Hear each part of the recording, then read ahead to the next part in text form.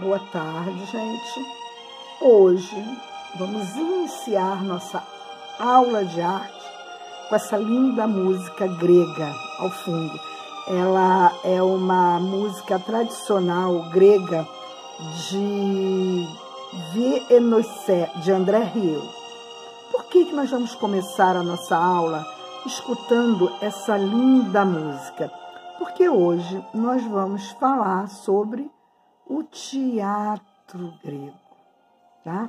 Observe bem esta fotografia que aqui o nosso livro, no capítulo 10, no capítulo 13, nos fala.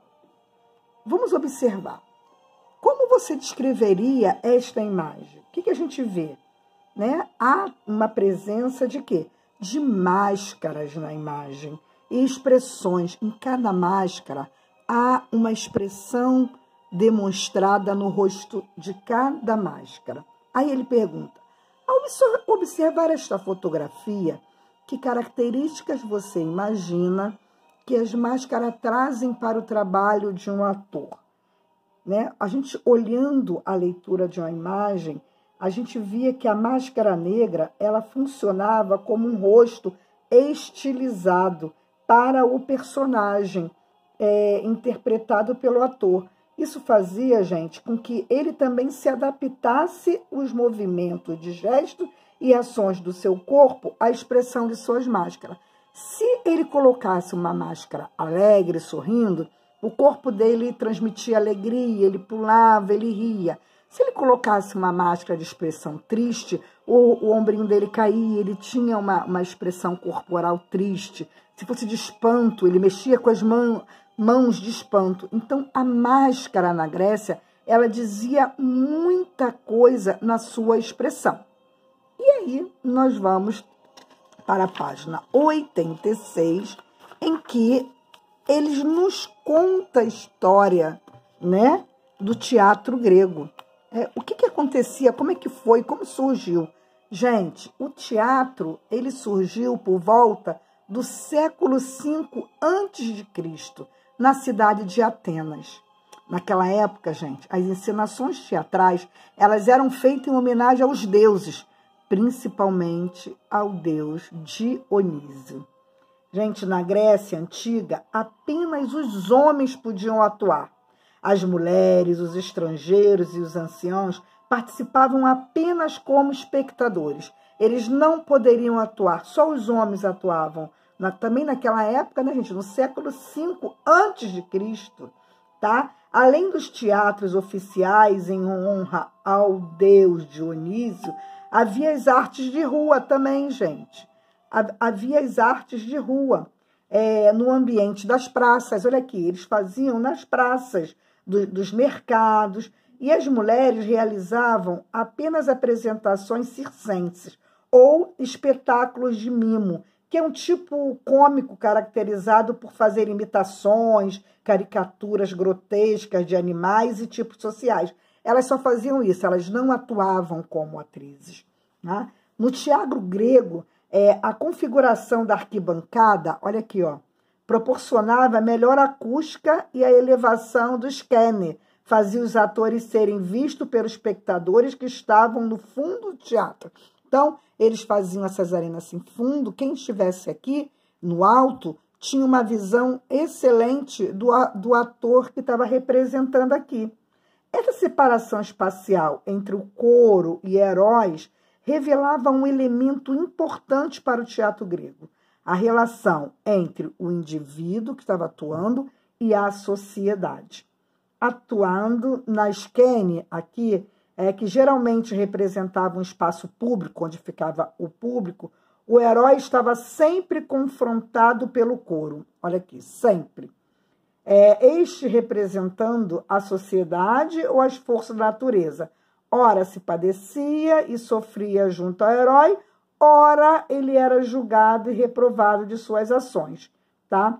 Gente, Dionísio, ele era o deus da festa, tá? E era considerado o patrono das artes.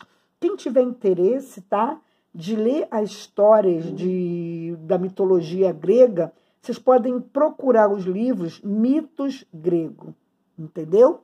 E aí, além dos heróis, ele fazia parte da peça, o coro, um grupo de atores, olha aqui, que representava a sociedade e a natureza. Os membros do coro cantavam, dançavam, comentando as ações dos heróis da peça e dialogando com eles. Vamos conhecer a seguir os principais elementos que organizavam o espaço cênico do teatro grego. Primeiro, quais os elementos que organizavam esse teatro aqui? O camarim. O que é o camarim? Era o local onde os atores trocavam de figurino, artes e depois das apresentações. Os camarins ficavam dentro da skene. A skene, local onde se apresentavam os personagens principais, separado do coro, geralmente representava um local público, como um palácio, uma gruta de um deus, e seu nome que originou a palavra cena. A orquestra, a área onde se apresentava o coro. O altar, onde se colocavam as oferendas para Dionísio. A arquibancada, local onde as pessoas se sentavam para assistir a apresentações. Então, isso aqui, antigamente, era um teatro, tá? Era um teatro grego. E aí, como que eles representavam, né, gente? Como é que eles usavam as máscaras do teatro grego? Além dos elementos vistos anteriormente, as máscaras também eram fundamentais no teatro grego. Elas geralmente eram feitas de argila e usadas pelos atores durante as apresentações. Tá? As máscaras usadas no teatro, elas eram também, além de ser de argila, elas também poderiam ser feitas de madeira. Tá? Elas destacavam de madeira exagerada e estilizada as expressões faciais, como alegria, raiva, tristeza. Por isso os atores a usavam, gente, com a finalidade de quê? De transmitir ao espectador o caráter e as emoções de cada personagem. Se ele usasse uma máscara que ele estivesse sorrindo, ele teria que transmitir com a sua expressão corporal essa alegria. Então, nós temos aqui a máscara de teatro, feita representando Dionísio, olha aqui. Aqui é feita uma máscara feita na Grécia, tá? E aqui. Então, cada máscara, ela trazia uma expressão facial de acordo com aquilo que ele queria transmitir para o seu público. E para dar vida a esse novo rosto, o ator também precisava estilizar todos os movimentos, ações físicas que eles executavam na cena. E aí, com suas bocas enormes, as máscaras gregas apresentavam expressões estarrecedoras e ajudavam a projetar a voz dos atores enquanto estes cantavam e declamavam. Repare que as máscaras não é um adereço comum, gente. Ela deve funcionar como o rosto do personagem interpretado pelo ator. Assim, esse ator não atua com seu rosto natural, mas com um rosto artificial, ao qual ele deve dar vida.